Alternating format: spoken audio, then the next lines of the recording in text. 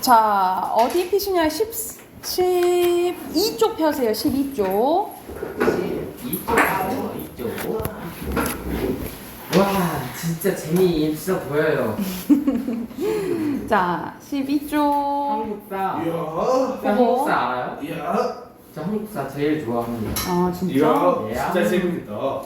너무 재밌겠다. 자, 여기서 이제 이 교재에서는 이제 고전 시가가 조금 막 얘기가 나와요. 그래서 우리가 전체적인 자유시 이런 것들 많이 했었잖아요, 그치? 네. 그런데 이제 고전시 우리가 고전 시가 중에서 시조를 많이 했었죠. 근데 예. 시조만 있는 게 아니라 다양한 갈래들이 많아. 한번 봐볼게.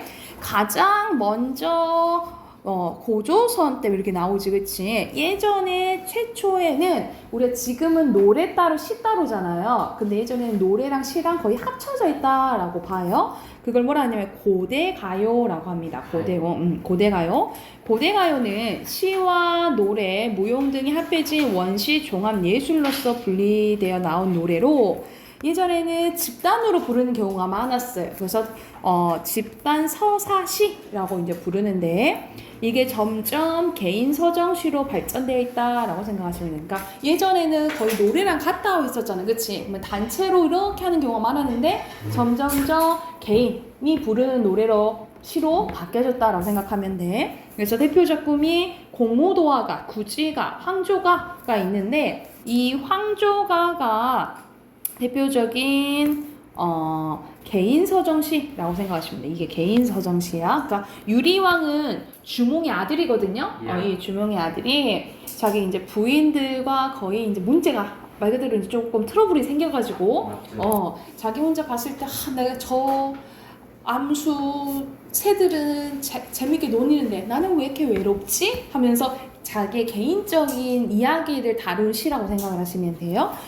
이게 고대가요에 대한 내용이고 그 다음에 나오는 게 향가입니다. 향가는 뭐냐면 향찰로 쓰여진 시가라고 보시면 되는데 향찰은 뭐냐면 우리가 한글이 조선시대 때 세종 때 만들어졌잖아요. 그때 전에 우리 글자가 있었어 없었어? 우리 글자가 없어서 중국의 한자를 빌려 썼었잖아요. 그쵸? 근데 네. 중국의 한자와 우리말은 너무 달랐다는 거지, 그치? 쓰기가 어려워서 그나마 한자를 우리식 순서대로 약간 바꾼 게 향찰이라고 보시면 돼요. 그래서 한자의 음과 뜻을 빌려서 국어 문장을 적은 표기법을 이제 차자표기법이라고 하는데 차자표기법.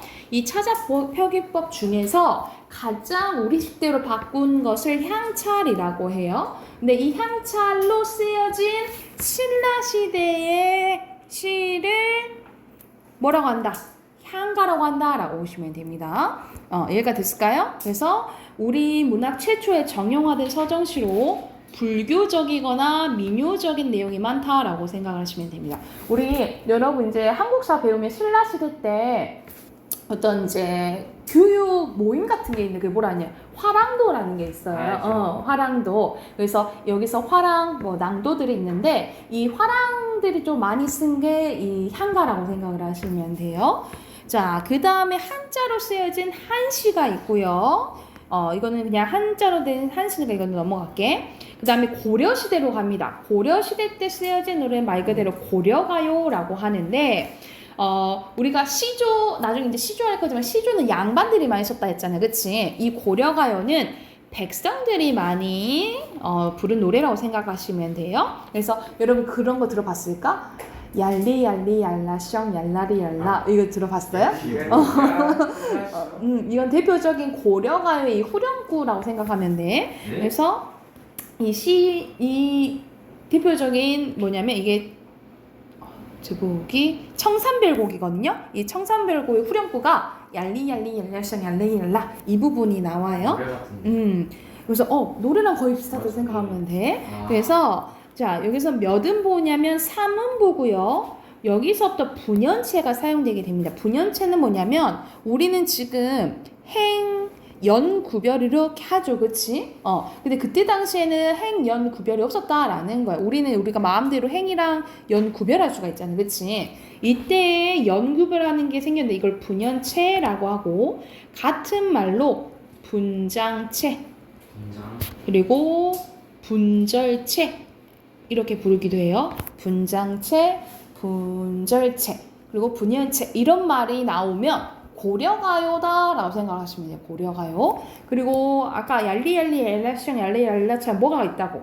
후렴구가 있다라고 생각하면 돼요. 다시 한번 고려가요의 특징은 삼음보에다가 분연체 그리고 뭐가 있어? 후렴구가 있다라고 기억을 해두시면 돼요. 자, 그리고 그 다음에 나온 게 경기체가라는 건데 경기체가 이 경기체가는 고려 귀족들이 썼다라고 생각하면 돼요. 아까 고려가요는 고려 평민들이 썼다 했죠, 그치? 이 실은 사대부들이 쓴 게 경기체가라고 보시면 돼요. 특히 내용이 향락적인 즐기는 생활과 자부심을 드러내기 위한 노래가 많이 쓰였다라고 보면 돼. 그러니까는 귀족들이면 많이 알 거잖아요, 그치? 그리고 많이 알면은 아는 척을 해야겠죠, 그쵸? 나 이 정도로 알아. 자기 아는 것에 대한 잘난 척하는 내용이 많이 나와요. 그런 것을 뭐라고 하냐면 현학적이라고 해요. 현학적인 표현이 나오면 경기체가라고 보시면 돼요. 그러니까 자기가 알고 있는 지식들을 뽐내는 거라고 생각을 하면 돼. 그래서 이것도 약간 후렴구처럼 경기하여, 경기 어떤 하이고 이런 말이 나온다라고 생각하시면 됩니다. 그래서 이 대표 작품이 한림별곡과 죽게별곡인데 이건 이제 여러분 고등과정 가면은 가끔 나오거든요. 중등과정에 나오고, 응? 보나요? 여기서? 여기서 이 작품이 나오냐고요? 여기서는 안 나와요. 여기서는 안 나오는데. 궁금합니다. 네. 한림별곡 저거. 한림별곡이요? 네.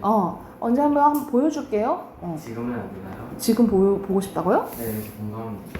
한번 봐볼까요? 이름을 좀 들어본 것 같긴 합니다. 한림별곡이요? 네. 죽게별곡 처음 들어보지만. 역사적이죠. 어머, 갑자기 역사. 네, 풀빌라. 어머. 중사때. 저 여수 갔다 왔는데 풀빌라. 제가 저번 주에. 선생님 여름에 갈 예정이에요? 여름이에요. 응. 좀 좋겠네요. 가족들이랑. 가족들이랑. 한림별곡. 저희도 좀 더 놀러 가요. 10월달에 한옥마을 가는 거. 저번에 갔다 왔는데 또 가야 돼요. 홍무랑 배짜가. 이게 해석된 게 있을 텐데. 이렇게 많다 이거 물줄이. 한림별곡 잠깐만요. 2007년? 2007년. 안 나오고. 아니 안 나왔는데. 이렇게 한자로 많이 쓰여졌어요. 왜냐면 자기 아는 거 뭐 해야겠어? 과시. 가지고 자랑해야 되잖아. 그래서 거의 이런 식으로 한자로 이어진 거라고 보시면 돼요. 그리고 여기 나오지? 경기에 있고 뭐 이렇게 나오잖아요. 예. 경기 하나 있고 이런 식으로 반복된다라고 생각을 하면 돼요. 이거는 지금 하기에는 너무 어려워요. 매우 재미없는. 자, 그 다음에 고려시대 지나면 우리 조선시대가 오죠, 그치? 예. 조선시대에는 악장이 나오는데 이 악장은 조선 초기 때 잠깐 나와요. 그게 뭐냐면 우리가 조선 같은 경우는 고려를 멸망시키고 새로운 나라를 건국한 거잖아요, 그치? 그러면 새로운 나라를 건국했으면 이 나라가 오라라는 정당성을 부여해야 되잖아요, 그쵸? 그것을 이제 송축하기 위해서 만든 게 악장이라고 보시면 됩니다. 그래서 조선의 건국과 번영을 송축하고 조선이 이렇게 좋아 라는 것을 찬양하는 노래라고 생각하시면 돼요. 그래서 뭐 대표적으로 여러분 육룡이 나르샤 뭐 이런 거 들어봤죠? 그런 부분이 이제 나오는 부분이 이제 악장이라고 생각하시면 되고 그리고 이제 조선시대 때 많이 향유하던 시가 여러분 알고 있는 시조죠. 시조는 고려 말기에 이제 시작해서 조선 때 많이 상유한 우리 고유의 정형시라고 보시면 돼요. 정형시라는 것은 정해져 있다는 것이. 그렇지. 정해진 형식이 있다 이 말이에요. 그게 뭐예요? 3장 6구 45자 내외에 이거는 사음보예요. 아까 고려가요는 삼음보였죠? 시조는 사음보예요. 그리고 종장은 마지막 장이야. 마지막 장의 첫 음보는 몇 글자로 고정되어 있다? 세 글자로 고정되어 있고 글자 수도 반복돼요. 세 글자, 네 글자, 네 글자, 네 글자. 글자가 반복돼서 느껴지는 운율을 음수율이라고 하고요. 당시에는 초창기에는 양반들이 많이 향유했다가 조선 세종 때 한글이 반복되면서 조선 후기 때는 기녀들 그리고 평민들도 쓰기 시작했다라고 생각을 하시면 돼요. 그리고 이 시조가 엄청 길어진 게 가사라고 생각하시면 됩니다. 이 가사는 딱 보기에도 그냥 글 같은데 이건 이제 시에 속하거든요. 그래서 운문과 산문이 섞인 거라고 생각하면 돼. 그래서 사음보로 행의 수에 제한이 없어요. 그래서 시조가 엄청 길어진 시조라고 생각하시면 돼요. 그래서 양반이 주로 창작했고 대표적으로 누구 작품이 많이 나오냐면 정철 작품이 많이 나온다라고 생각하시면 돼요. 정철이 관동별곡은 관동 지역은 저기 강원도 지방이거든요. 그래서 강원도 지방에 자기가 말 그대로 일정 기간 길게 출장을 가게 된 거야. 한양에 있던 사람인데 출장을 가게 돼서 여기서는 우리가 그 지역에 있는 사람들 일을 잘하고 있나? 라고 확인하러 가는 게 관찰사거든요. 그래서 이 정철이 관찰사 역할로 가가지고 일도 하는데 일도 하지만 여기 우리 강원도 경치가 끝내주잖아. 여기 너무 끝내주는 거야. 나 놀고 싶은데 막 고민을 해요. 일을 해야 될 것인가? 놀 것인가? 막 고민하다가 그래 결국 일하고 나중에 놀자 하고 이제 갈등이 마무리되면서 끝나거든요. 그래서 사람이 아니군요. 그래서 왜 사람이 아니야? 노는 걸 선택 안 하고 일하는 걸 선택해서요? 이 인간은 이제 원래부터는 이제 뭔가 하고 싶은 걸 해야 돼요. 본능적이어야 돼요. 근데 저건 사람이 아니니까. 아니야, 즐기긴 또 즐거야. 즐기고 이제 또 나중에 또 즐기러 와야지 이런 거지 이제. 지금의 저랑 좀 비슷한 것 같아요. 내가 그리고 알기로는 이 정철이 선조 때 사람인가? 뭐 이렇게 선조예요? 선조 때? 선조 때인가? 뭐 이렇게 했을 텐데 그 왕은 제가 정확히 안 나는데 이 정철이 술을 그렇게 좋아했다고 해요. 술을 너무너무 좋아해가지고 맨날 고주망태로 맨날 다니고 맨날 술 먹고 다닌 거야. 그랬더니 이제 왕이 너무 걱정이 된 거지. 왜냐면 이렇게 좋은 신하가 오래 내 곁에 있었으면 좋겠는데 하도 술 먹고 하면 일찍 가실 수도 있잖아요. 그쵸? 그러니까 걱정해서 자네 술 한 잔만 하루에 한 잔만 먹어라 라고 명령을 한 거예요. 그럼 왕명인데 들어야 되잖아. 그랬더니 근데 술은 먹고 싶어. 그래서 왕이 하사한 잔이 있었어요. 이 잔에 여기다 하루만 한 번만 먹어라 라고 한 거야. 그 잔이 아닌가? 그 적당량 넘어버리는 아닌가? 근데 이 정철이 왕명은 들어야겠고 술은 먹고 싶고 그래서 어떻게 했는 줄 알아요? 그 잔을 늘릴 수 있는데 늘려서 크게 만든 거야. 그래서 한 잔 먹었다고 해요. 그 정도로 술은 좀 똑똑하지. 그랬던 이제 사람이에요. 그리고 이제 시조와 가사의 변화 봐볼게. 조선 후기에 평민의식이 성장하면서 평민들도 여자들도 글을 쓰기 시작해요. 그래서 길어진 시조, 사설 시조가 등장하게 되었고 장편 가사, 더 길어진 가사도 쓰여지게 됐다라고 보시면 됩니다. 그리고 마지막에는 우리가 아리랑이 대표적인 우리가 민요죠, 그치? 민요와 잡가까지 생겼다라고 생각하시면 돼요. 이게 전체적인 시가의 흐름이라고 생각을 하시면 돼요. 여기가 됐을까요? 근데 오늘 한 작품은 뭐냐면 아까 우리가 신라 시대 때 향찰로 쓰여진 시를 뭐라 했지? 향가라고 했고 조선 시대 때 쓰여진 게 시조잖아요. 오늘은 향가와 시조 하나 할 거예요. 그래서 14페이지 가봅시다. 14페이지. 자, 14페이지 펴면 가작품과 나작품 따로 있죠, 그치? 네. 가작품 먼저 가볼게. 가작품은 자 월명사의 제망매가라는 작품이에요. 월명사로 끝나잖아. 이 사람은 스님이에요, 스님. 스님이고 제목의 의미 제망매가라는데 제가 우리 제사 지낼 때 제 있죠.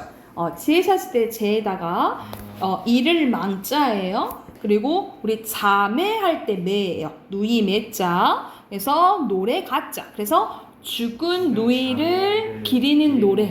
죽은 누이를 기리는 노래라고 생각을 하시면 됩니다. 그러면 우린 상황을 알잖아. 누이가 죽었는가 보다. 알고 있잖아. 그것을 감안해서 보고 이거는 갈래가 향가라고 했어요. 자, 향가에 대한 설명 다시 한번 하면 향찰로 쓰여진 어느 시대? 향찰로 쓰여진 신라 시대. 신라 시대, 그렇지. 신라 시대 때 쓰여진 시예요. 그리고 형식이 자 크게 종류가 세 가지가 있어요. 4구체 향가, 사고지. 8구체 향가, 그리고 10구체 향가가 있거든요. 이 4, 8, 10의 의미는 행수예요. 그러면은 가 향가는 몇 구체 향가일까? 8, 8이에요? 10, 10이네요. 19체 향가예요. 19체 향가. 19체는 어떻게 나뉘어지냐면 4, 4, 2, 3단 구성이라고 보시면 됩니다. 4, 4, 2, 3단 구성이에요. 그리고 어떤 특징이 있냐면 2단에 거기 봐보자. 라는 감탄사가 나와. 그치? 이걸 뭐라고 하냐면 낙구라고 부릅니다. 낙구가 있어요. 그래서 4, 4, 2, 3단 구성의 이 낙구는 후반기에 어디에 영향을 줬다라고 하냐면 우리가 시조가 세 줄짜리잖아. 그치? 그래서 시조에 영향을 줬다라고 봅니다. 그리고 19체 향가는 가장 이렇게 갈수록 더 세련된 거거든요. 그래서 19체 향가를 뭐라고 부르냐면 사뇌가라고 불러요. 그래서 사뇌가 하면은 19체 향가라고 보시면 됩니다. 사내가요? 사뇌가예요. 사뇌가. 사뇌가예요. 여기까지 됐을까요? 자, 그러면 내용을 한번 봐볼게. 자, 첫 번째 줄부터 한번 볼게요. 생사. 생은 살고, 사는 죽고. 그러니까 죽고 사는 걸 얘기를 하는 거예요. 죽고 사는 길은 얘 있음에, 얘는 여기를 의미하는데 여기는 뭘 의미하느냐? 우리가 살고 있는 이승을 의미한다라고 보시면 돼요. 우리가 이승, 저승 들어봤지, 그치? 네. 저승 이런 어휘는 불교적 어휘거든요. 저 세상에 있다라는 거, 사후세계가 있다라는 거는. 그래서 이승에 있고 있으니까 머뭇거린대. 그러니까 우리는 항상 죽음에 대한 뭐가 있어? 불안감. 불안감. 그렇지. 그러면 여기 머뭇거린다 이 말은 죽음에 대한 두려움. 그렇지. 두려움을 갖고 있다라는 거예요. 그래서 이런 상황인데 나는 간다라는 못다 이루고 말도 못다 이루고 어찌 갑니까? 나는 간다라는 말도 못다 이루고 간 사람은 뭘 의미하는 거야? 누가 갔다 이 말이야? 누이가 갔다 이 말이지. 그래서 여기서 나 있죠. 여기서 나는 화자가 아니고 죽은 누이를 의미한다라고 보시면 돼요. 그래서 여기서는 아이고 말도 못 간 죽은 누이에 대한 안타까움 그리고 슬픔이 드러난다라고 보시면 돼요. 누이도 비군이었나? 네? 잘 모르죠. 비군이. 비군인지 그쵸? 그래서 여기가 첫 번째 일단은 기예요. 우리가 기, 서, 결 3단 구성이라 보거든요. 그래서 기, 서, 결 여기까지가 기고 그 다음 이어서 볼게. 어느 가을 이른 바람에 이르는 빠르다 이 말이잖아. 그치? 그러니까 이른 바람 뭘 의미하냐면 그만큼 빨리. 누이가 빨리 죽었다 이 말이야. 그래서 이른 바람 뭘 의미하면 누이의 요절을 의미한다라고 보시면 요절은 일찍 죽는 걸 요절이라고 해요. 요절을 의미한다라고 보면 돼. 이에저에 여기저기에 떨어질 잎처럼 뭐뭐처럼 무슨 법? 지규법. 그렇지. 지규법. 떨어진 잎은 누이를 의미하겠죠. 그렇죠? 한 가지에 나고 가는 곳은 모른다. 여기서 한 가지는 우리는 한 사람? 부모, 한 부모 아래에서 우린 태어났는데 내가 왜 너 간 곳을 모르냐라고 안타까워하는 거예요. 그리고 되게 우리는 한 부모 아래 산 가족인데 네가 없어졌더니 내가 너무 허무한 거야. 그래서 여기서는 무상감이 드러난다라고 보시면 돼요. 무상감이 드러난다라고 보면 돼. 이렇게 감탄사 나오는 거 뭐라 한다고? 낙구라고 한다고. 낙구. 우리는 근데 미타찰에서 만날 날이에요. 미타찰은 뭐라고 생각하면 되냐면 이거는 불교적 용어예요. 우리 불교에서 극락세계라고 생각하시면 됩니다. 그러니까는 지금 뭐 기독교로 아니면 천국. 그렇지. 우린 그런데 천국에서 만날 거잖아. 그러니까는 마냥 이 죽은 누이에 대해서 마냥 슬퍼해요? 슬퍼한 게 아닌 거야. 우리 어차피 곧 만날 거잖아 라고 얘기를 하는 거야. 또 모르지, 그치? 그래서 여기서 나는 시적 화자를 의미한다 라고 보시면 돼요. 그래서 나 너무 슬퍼하지 않을게. 우리는 뭐 할 거니까? 만날 거니까. 그래서 여기서는 재회, 다시 만나는 것에 대한 소망이 드러나 있다. 소망, 믿음이 드러나 있다 라고 보시면 돼요. 그래서 나 뭐 하고 있을게? 뒀다가 기다리고 있을게. 그래서 슬픔을 종교적으로, 이 종교는 뭐겠어요? 불교겠죠? 종교적으로 극복하려고 하고 있다. 승화하고 있다 라고 보시면 됩니다. 너무 빠지면 안 좋겠죠, 그쵸? 나도 그렇게 생각해. 근데 적당히 의지하는 건 괜찮은데 너무 빠지면 좀 그렇긴 하지. 그게 뭐 사이비로 신천지인데. 나는 가장 막 그런 거 있잖아요. 그 더글로리에서도 나오긴 했는데 거기에서 사라가 그 목사님 딸이잖아. 그게 많은 잘못을 저지르 놓고 그랬더니 그걸 되게 풍자하더라고. 왜냐면은 기독교적으로 선생님 기독교를 막 폄하하고 이런 게 아니고 선생님도 원래는 그 우리 어머니도 지금 기독교시고 뭐지? 선생님은 교회를 다녔다가 이제는 안 다니거든요. 이제는 무교인데 선생님이 가장 좀 이해 안 되는 게 있어. 이해 안 되는 게 하나님한테 무조건 찬양? 회개하면 그러니까 회개하면 자기가 지었던 죄가 다 없어지는 건데 회개를 하고 그리고 하나님을 믿으면 천국 가는 거예요. 안 믿으면? 안 믿으면 안 되는 거지. 믿는 사람만 천국 갈 수가 있는 거야. 그러니까 그 신앙 있는 사람들한테 부여하는 게 멀리 전도를 해야 되는 거예요. 왜냐면 나만 갈 수 없으니까 전도를 다 같이 천국에 가자고 이제 믿자라고 얘기를 하는 거거든요. 근데 선생님이 이해 안 되는 게 선생님이랑 친구랑 뭐 얘기를 하는데 자기 친구가 되게 그 크리스찬이었던 거예요. 기독교인데 자기한테 잘못을 했어. 자기한테 잘못하면 나한테 사과를 해야 되잖아. 근데 나한테 사과를 한 게 아니고 하나님한테 회개를 하고 자기는 마음이 편안했다고 얘기를 한 거야.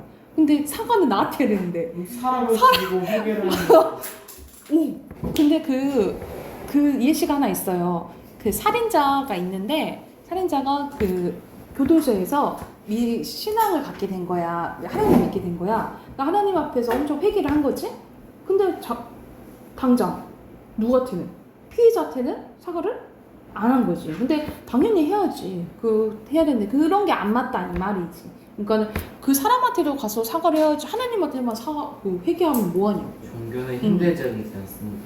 너무 오래된 과거적이고. 그러니까 약간 그런 면돌이 있다는 거죠. 하여튼 이제 사후 세계는 죽어봐야 알겠지. 우리가 가봐야 알겠죠, 그죠? 그래서 여기서는 옆에 정리된 거 한번 봐보자. 시적 화자는 죽은 누이에 대해서 생각하는 나고, 시적 대상은 죽은 누이겠죠? 그리고 정서는 안타까움, 슬픔, 무상감, 태도는 의지적이에요. 마지막에 나 기다리겠다 했잖아, 그치? 돛 닦으면서. 그리고 얘에 해당되는 것은 조금 상반된 것은 미타찰이죠. 미타찰 우리 만나자 라고 한 거고, 비유적 표현이 나와요. 이른 바람, 떨어질 잎, 그리고 한 가지, 이렇게 세 가지 나온다라고 생각하시면 되고요. 자, 밑에 나 봐볼게요. 나는 시조죠. 대표적인 시조인데 이거는 길제의 시조입니다. 길제는 고려 후반 때 사람을 생각하면 되는데 고려 후반이나 거의 조선 초기 때 사람을 생각하시면 돼요. 고려가 멸망한 것에 대한 안타까움이 드러나는 시라고 보시면 됩니다.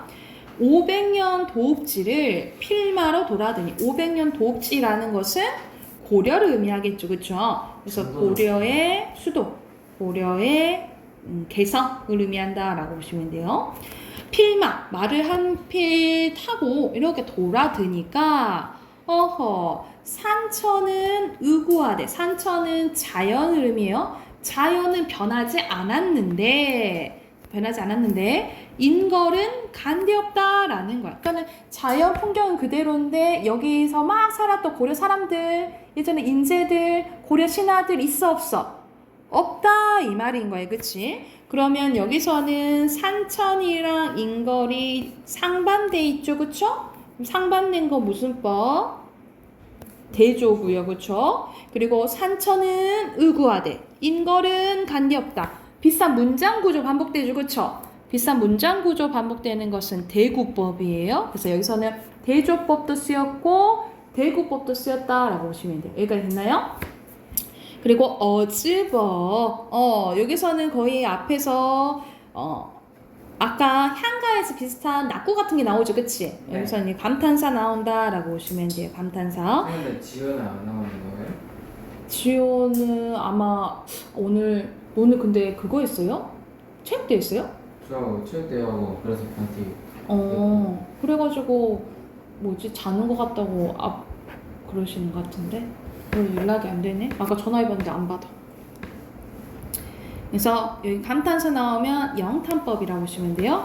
아하 태평연월이 꾸미런가 하노라. 그러니까 고려시대가 500년에 갔는데 그때 그렇게 잘 살았는데 그게 한순간에 없어진 거잖아. 그치? 그렇게 태평했던 시절이 다 꿈만 같구나. 그래서 고려의 멸망에 대한 평화지만. 초반에만 그랬죠? 무상감, 허탈함 이런 것이 느껴진다라고 생각을 하시면 됩니다.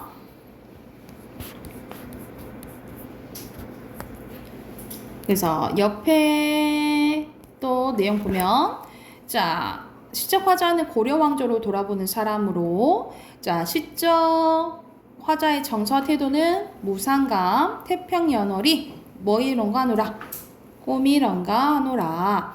그리고 산천은 그대로인데 뭐는 인걸은 간데없다 라고 했죠. 그쵸?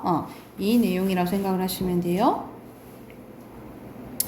자, 그리고 선생님이 예전에 문학의 진도를 조금 빨리 나가려고 해서 뭐 시랑 소설이랑 같이 이렇게 나갔는데 이제는 반대로 이렇게 하나씩 할 거예요. 그래서 시 하나 하고 뒤에 있는 소설 하나 하고 이렇게 번갈아 가면서 한다라고 생각을 하시면 돼요. 그리고 지금 문제 한번 풀어보게요. 15쪽이랑 17쪽 문제 풀고 바로 답 확인할게요. 지금 바로 문제 풀어보세요. 15쪽, 17쪽.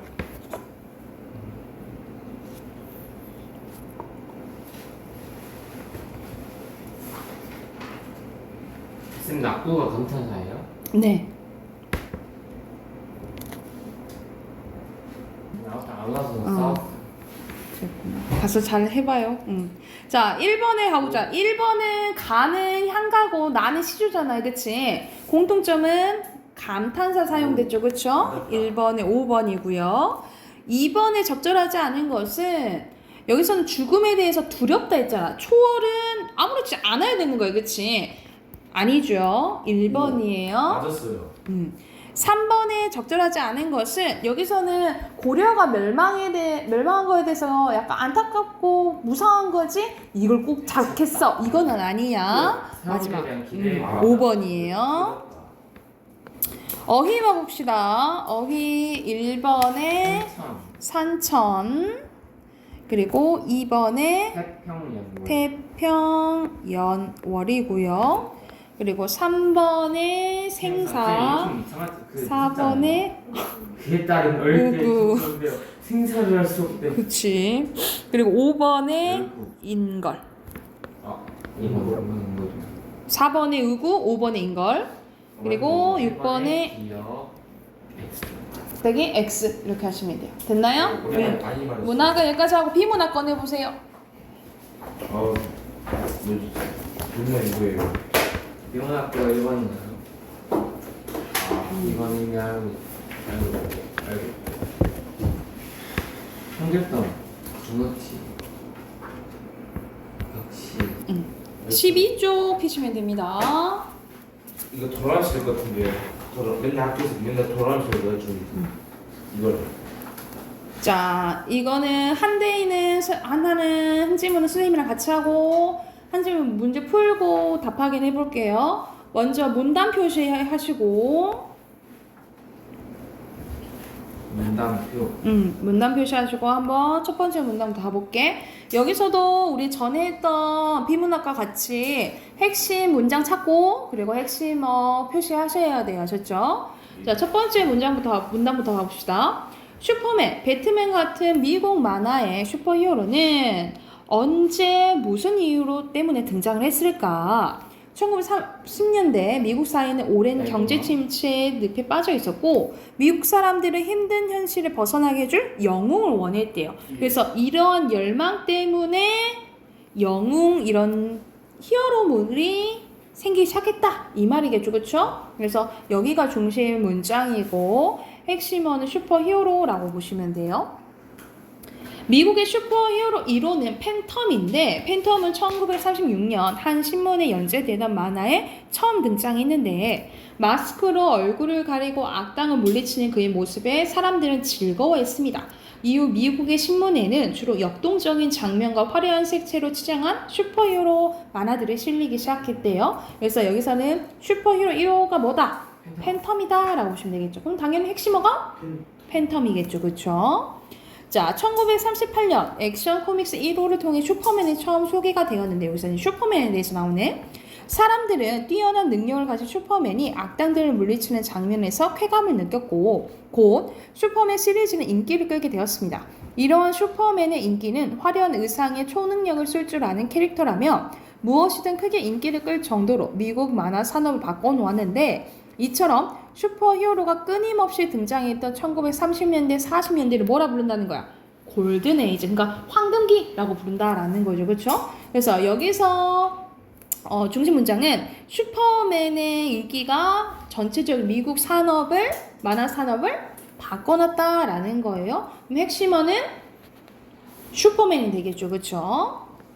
자, 4문단으로 갈게요. 슈퍼맨이 큰 인기를 얻은 이유는 당시 1차 세계대전 이후에 폐허로 변해본 유럽을 떠나 미국에 정착했던 이민자들의 모습이 슈퍼맨 캐릭터에 반영되어 있기 때문이래요. 어떤 게 반영되어 있냐면 클립톤이라는 행성에서 온 외계인인 슈퍼맨은 떠나온 행성에 파괴되어 다시는 고향에 돌아갈 수 없게 된 거야. 그러니까 아예 고향을 잃어버리게 된 거지. 그래서 평소에는 기자로 나쁜 일이 생겼을 때 슈퍼히어로를 활약하며 지구의 평화를 지키며 지구에 정착하게 됩니다. 이러한 처지의 슈퍼맨은 당시 사람들에게 단순히 선망의 대상일 뿐만 아니라 나랑 비슷한 거야. 그러면은 유럽에서 떠난 사람은 나도 슈퍼맨처럼 저렇게 미국에 정착하고 싶다라는 마음이 들겠죠, 그렇죠? 그래서 여기서는 인기를 끈 이유가 첫 번째 문장이 나와 있다라고 보시면 돼요. 슈퍼맨은 그대로 핵심어고요.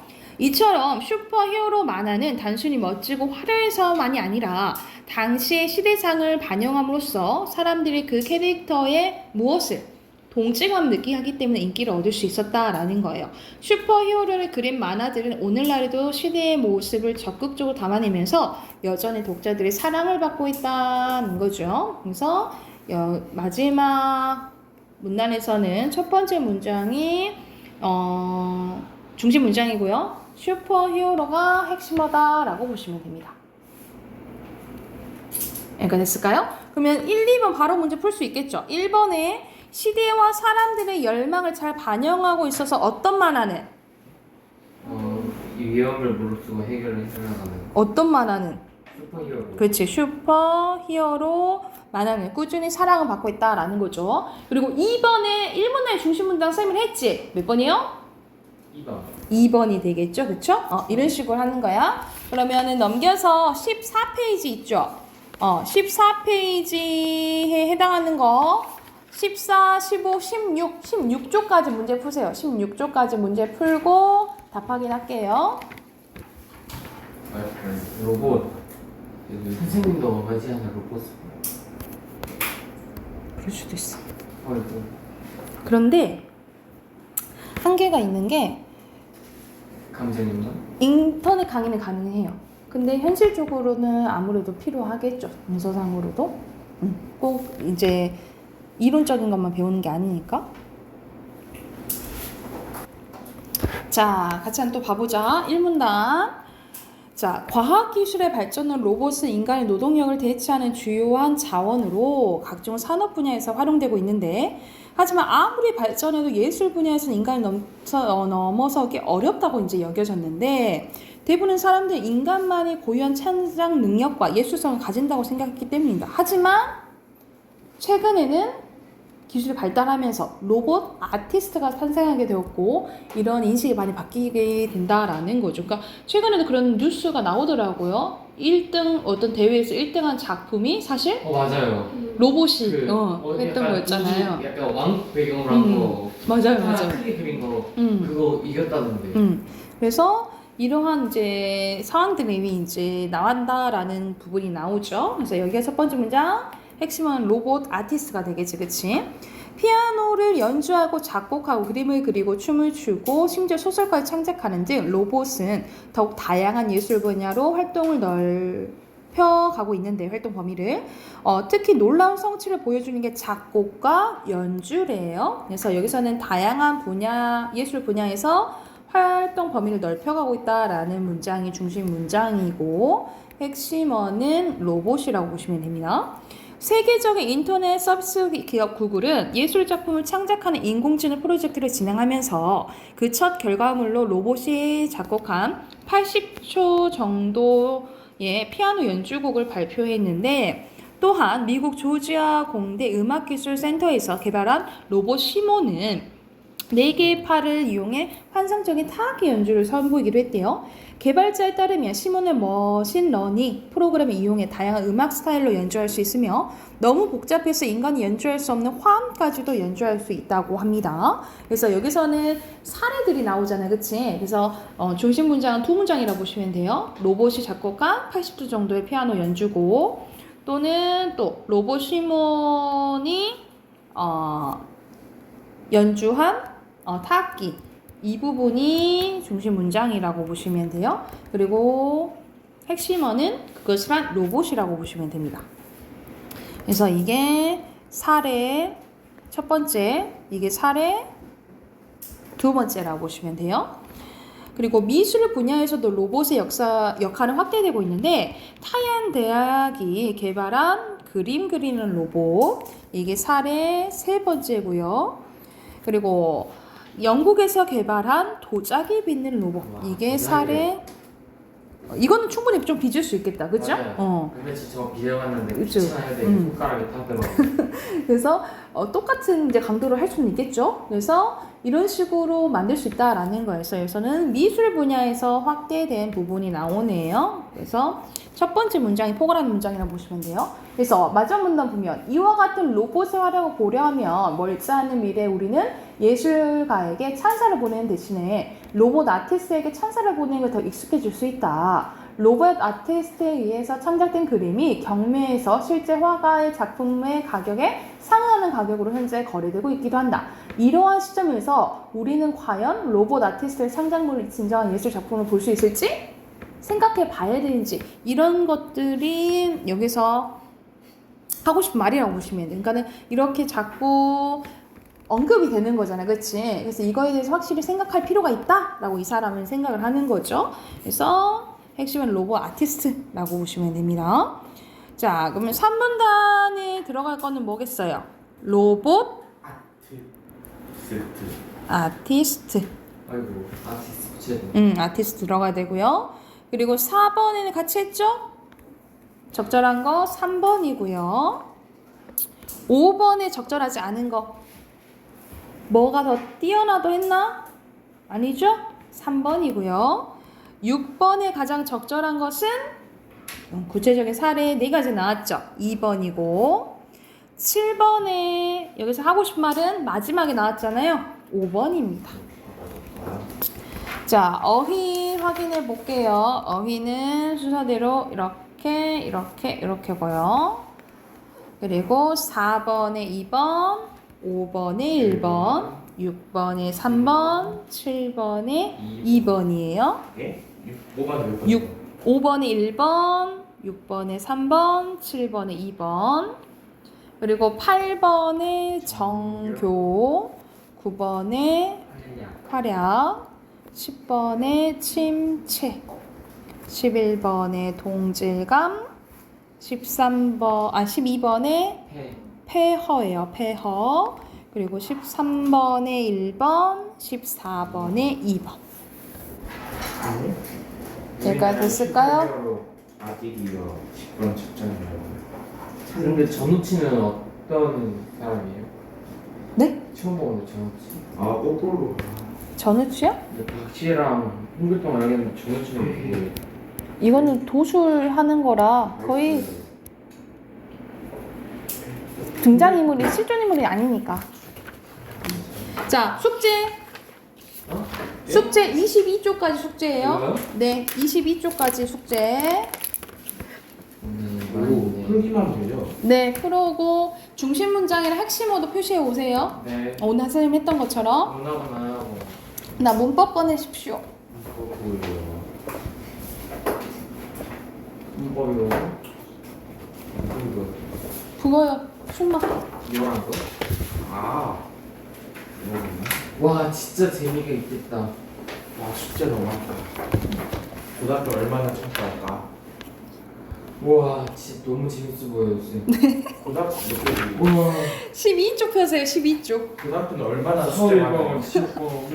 고등학교는 엄청 많죠. 배가 많죠. 그 고등학교요? 난이도가 있고. 우와 쌤. 우와 땀이 야. 진짜 많이 넣지 않았더니. 야. 자, 12쪽 갈게요. 자, 오늘 할 부분은 가장 기초가 되어 있는 음운 부분이에요. 그래서 첫 번째 보면 음성 봐볼게요. 음성. 우리가 음성, 음운을 이제 구별할 줄 알고 음절까지 나오는데 먼저 음성과 음운 먼저 봐볼게요. 음성은 지금 선생님 목소리가 들리잖아요. 그쵸? 하여튼 들리잖아요. 사람의 발음 기관을 통해서 구체적이고 물리적인 말소리예요. 그래서 여기서는 사람마다 산이라는 단어를 서로 다른 음성으로 발음한다. 그러니까 목소리라고 생각하면 되겠지. 음성은 목소리인 거야. 산. 목소리인 거예요. 아. 여기서 산은 산. 다르잖아요. 그치? 산. 근데 음우는 머릿속에 같은 소리로 인식하는 추상적인 말소리. 추상적인 것은 눈에 보이지 않는 거. 그러니까는 산 하면 우리가 이 산이 떠올려지잖아요. 머릿속에. 그 책을 음운이라고 보시면 돼요. 그래서 음성은 이런 식으로 이렇게 중후한 음성이라고 하죠. 그쵸? 느끼해요. 하지 마세요. 그래서 음운은 우리가 딱 말을 들었을 때 해석이 가능하잖아요. 그치? 그거라고 생각을 하면 돼. 그리고 음절은요. 음절은 한 번에 발음할 수 있는 말소리 가장 작은 단위라고 보시면 됩니다. 그래서 우리가 문제에서 보통 삼음절로 쓰시오 이런 거 나오잖아요. 삼음절이라는 것은 세 글자라고 생각하시면 돼요. 그러니까 우리가 한 번에 발음할 수 있는 단위를 뭐라 한다? 음절이라고 하고 예를 들어서 봐봐. 하나의 음절은 자 우리 첫 번째를 초성이라고 하고 이 가운데를 중성이라고 해요. 그리고 끝에를 막성 아니고 종성이라고 해요. 그래서 음절은 어떻게 이루어지냐면 초성, 중성, 종성으로 이루어져요. 이 선생님이 가로쳤잖아. 초성이랑 종성 가로를 쳤잖아요. 이 가로치는 것은 올 수도 있고 안 올 수도 있다 이 말이야. 그러니까는 이거는 중성이 하나 온 거예요. 초성, 중성 있는 거예요.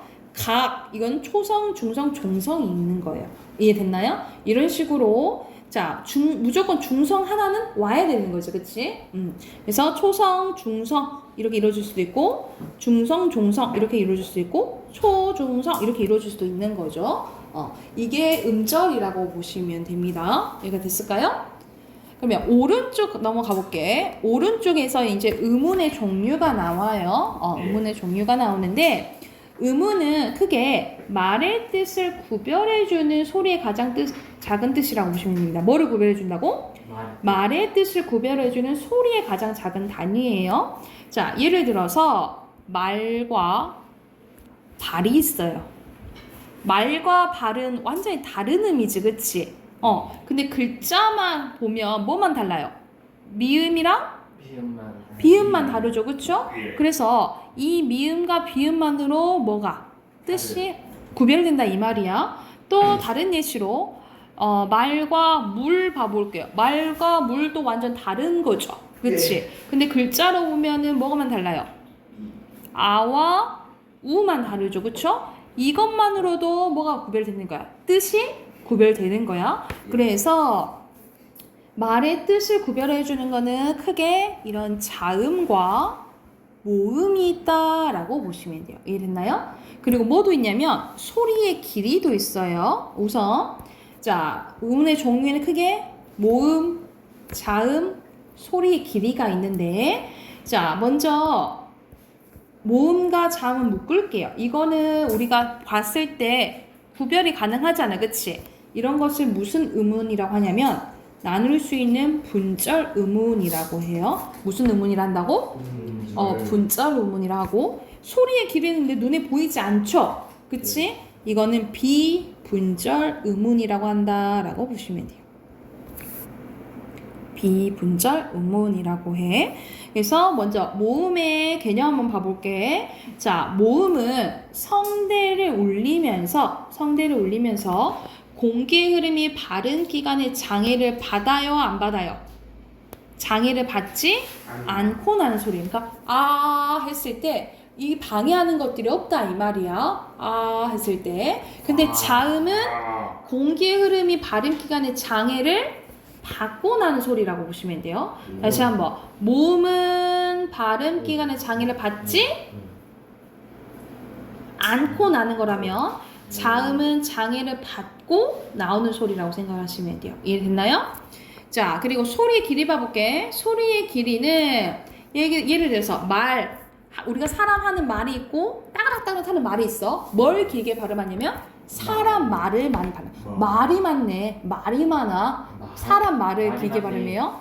그리고 눈이 있는데 사람 눈이 있고 내리는 눈이 있어요. 내리는 눈을 길게 발음해요. 내리는 눈. 그리고 벌 있죠. 벌.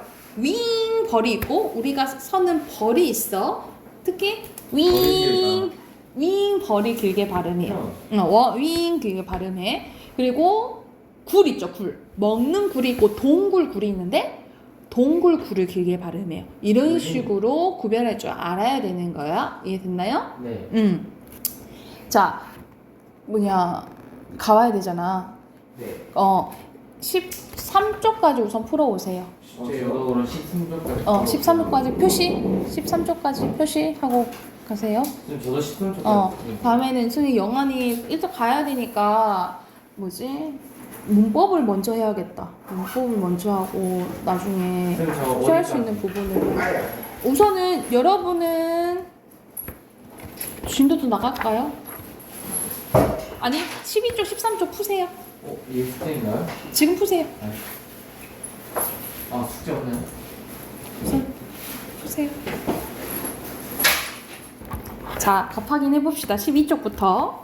첫 번째, 한 번에 발음할 수 있는 것은 음절이고 2번에 음성, 그리고 3번에 음운이죠. 자, 발음 음성도 다르고 음운도 다르죠. 그쵸? 그리고 어머니는 몇 개예요? 어머니 3개죠. 그쵸? X.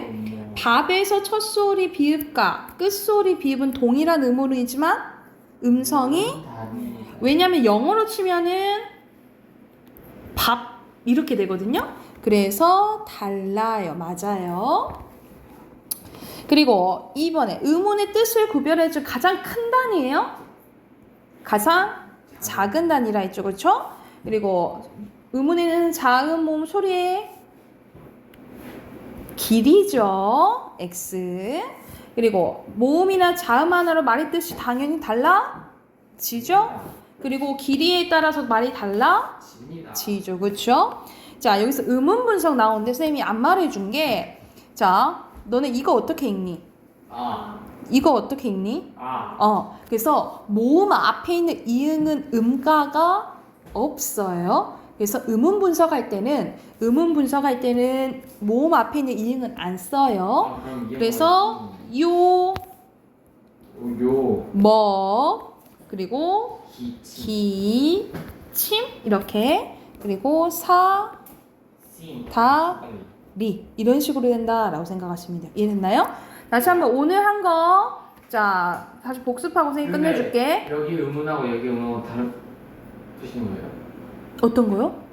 여기 옆에 소리음 운 해가지고 네. 여기는 머리춤. 아 이거요? 아니요 아까 똑같은 거예요. 옆에 있는 거 똑같은 거예요. 자 그래서 음성, 음운 그리고 음절이고 여기서는 음운은 말의 뜻을 구별해 주는 거죠. 그쵸? 그러니까 여기서는 글자로만 보는 건데 우리가 들었을 때는 추상적으로 해석되고 글자로는 이렇게 보는 거죠. 그래서 음운에는 세 가지가 있다고 모음, 자음, 소리의 길이가 있다고요. 모음은 발음할 때 방해를 받아 안 받아? 안 받아. 자음은 받아요. 그리고 소리의 길이도 선생님 예시 말해준 것처럼 가끔가다 나올 때는 이건 조금 외워놔야 돼. 아, 진짜 안 말해준 것도 있다. 밤. 먹는 밤도 있고 깜깜한 밤이 있거든요. 먹는 밤을 길게 발음해. 먹는 밤에 밤을 먹는다. 이렇게 돼야 되는 거지. 밤을 먹. 이런 식으로 돼야 된다는 거지. 그리고 이제 그 다음 시간에 선생님이 자음이랑 모음 더 설명해 줄 거거든요. 이거는 완전 외워야 되는 건데 지호가 극혐하는 거거든요. 지호가 그 표가 나오는데 이거 다 외울 거예요. 와우, 저거 나 외워야 되다니. 자, 수요일 날 합시다. 여기까지 할게요. 숙제는